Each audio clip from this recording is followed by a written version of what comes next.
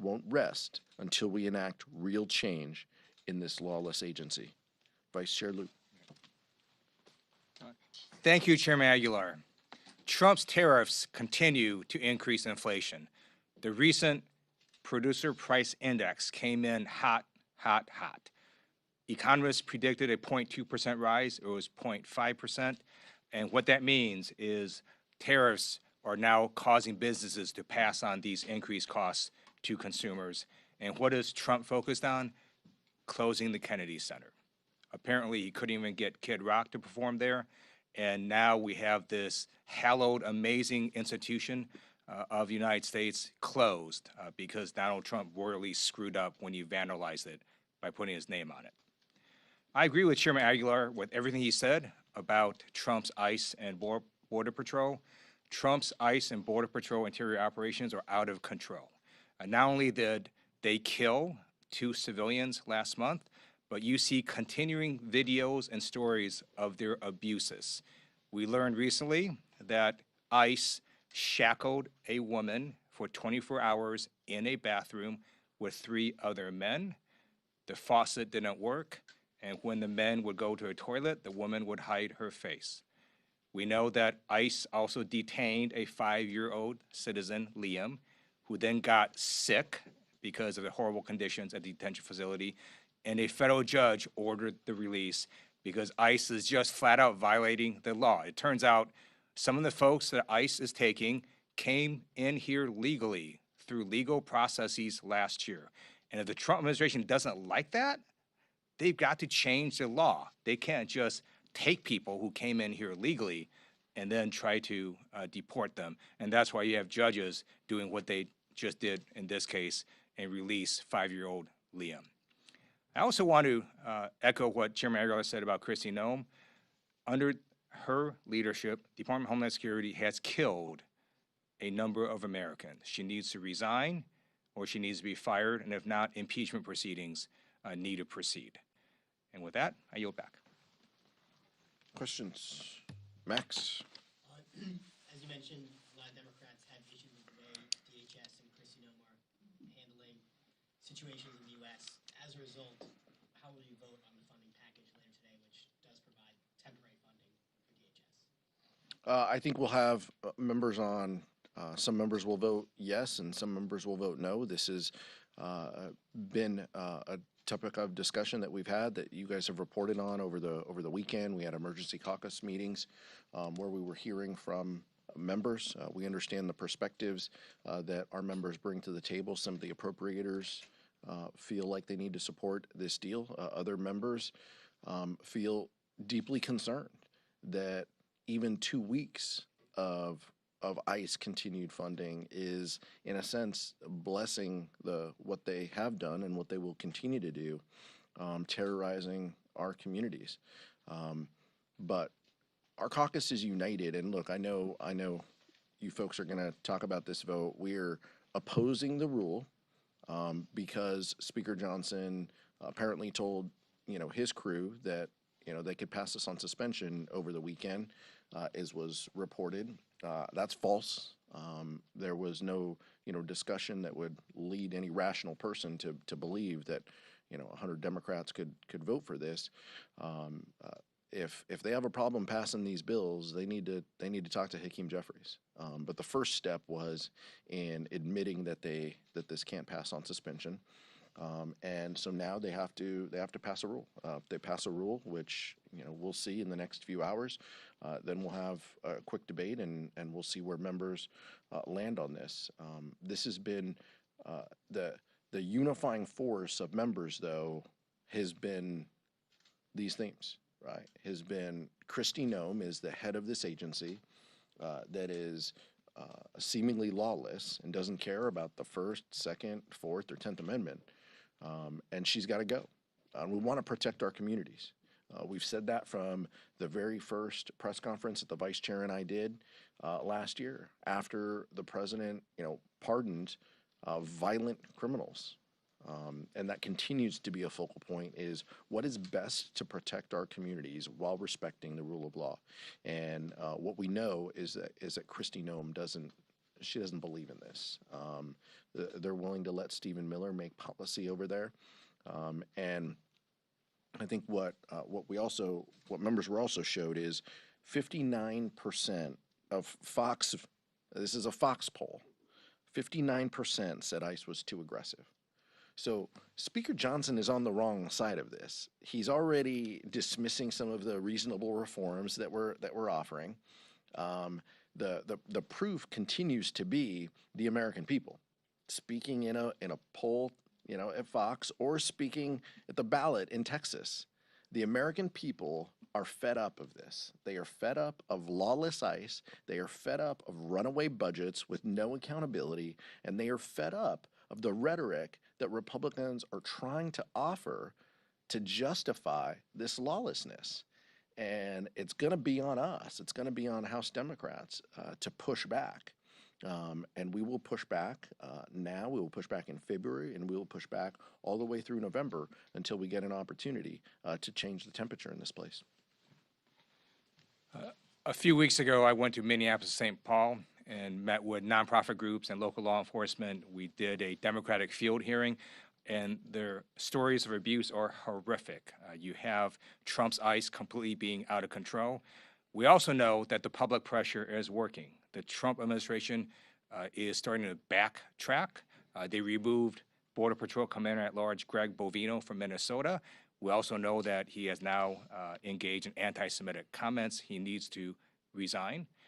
We also know that Kristi Noem yesterday issued a directive saying all field agents in Minneapolis must wear body cameras.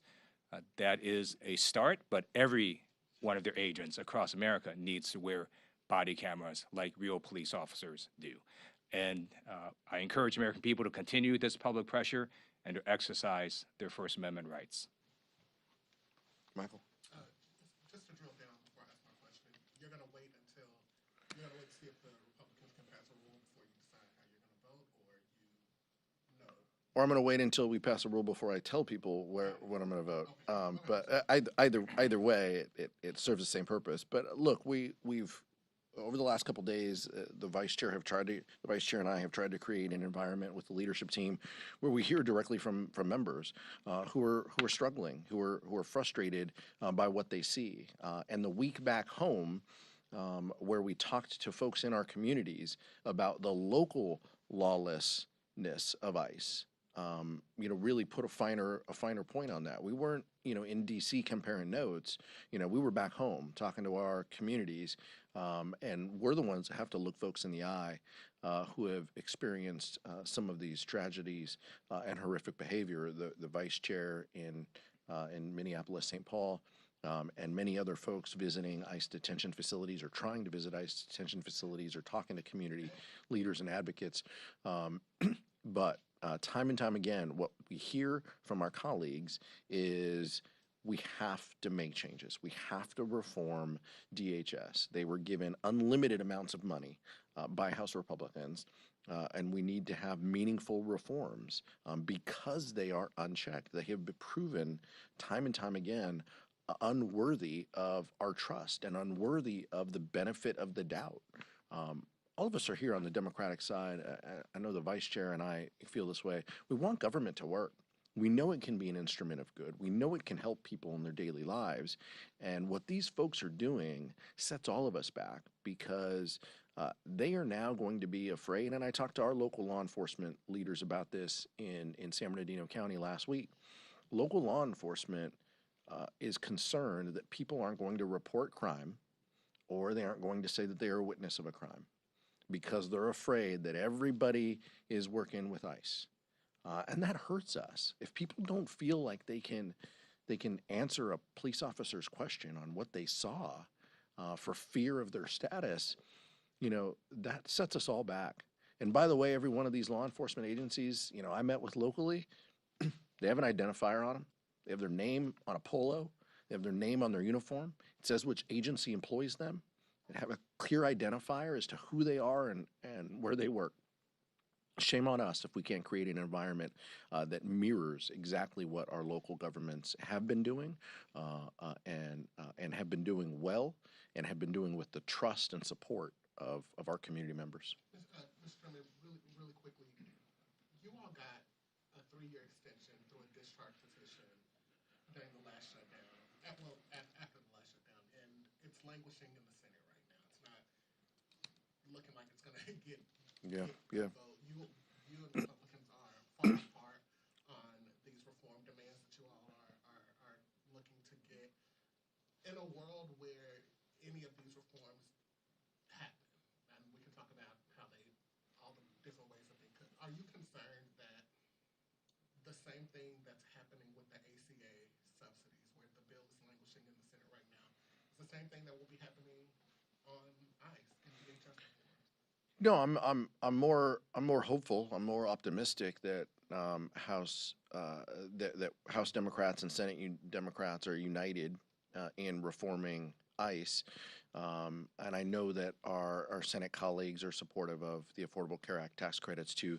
That faces difficulties with 60 votes and needing so many Republicans to join on board too.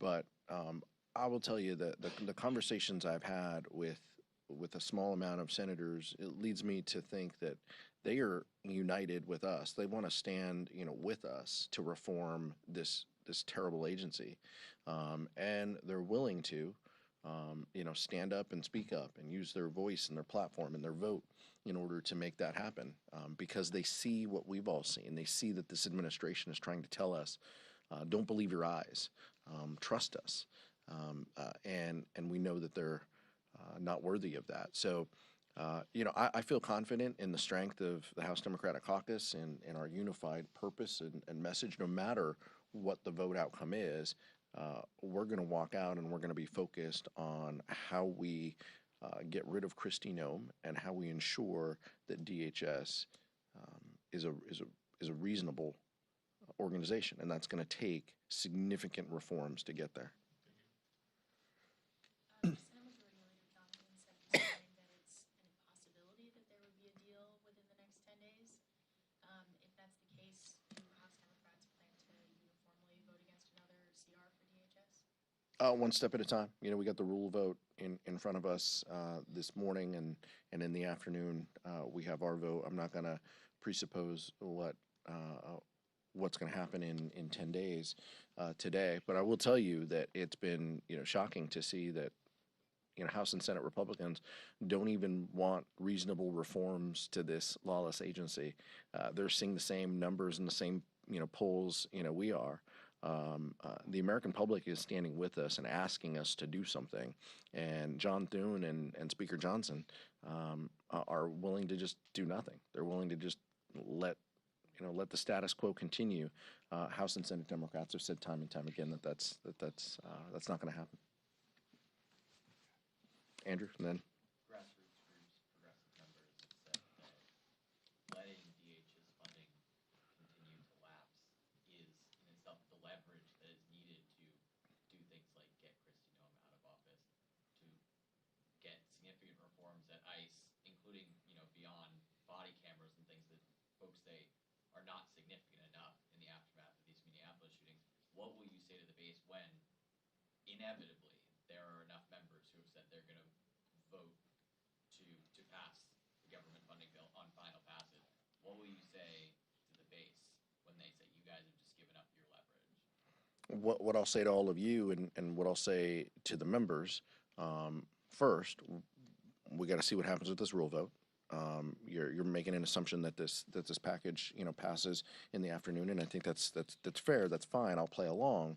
But what you'll hear from members and what you'll hear us say to folks, inside, outside, whatever organizations you call it, is, we have more opportunities. We have more opportunities for leverage, not 6 months away, not in the next appropriation cycle, not, September 30th.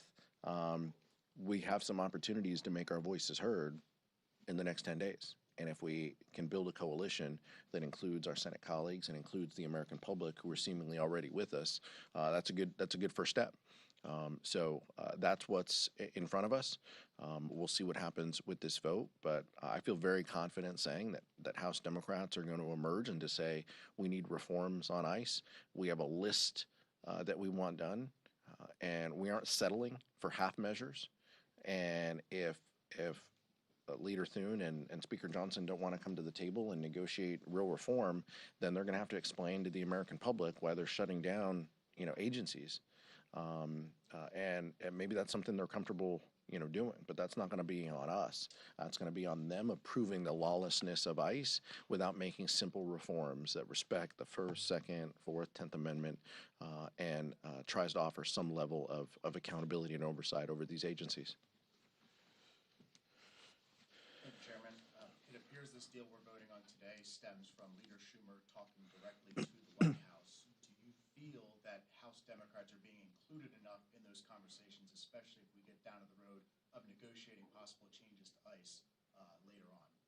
I don't think we were party to that conversation, last week. That's fine. Look, we play the cards we're dealt. We're voting on the measures that are on the floor. I'm not interested in playing parlor games over, who talked to who or hurt feelings about, missing a phone call. I don't care about that. My colleagues don't care about that.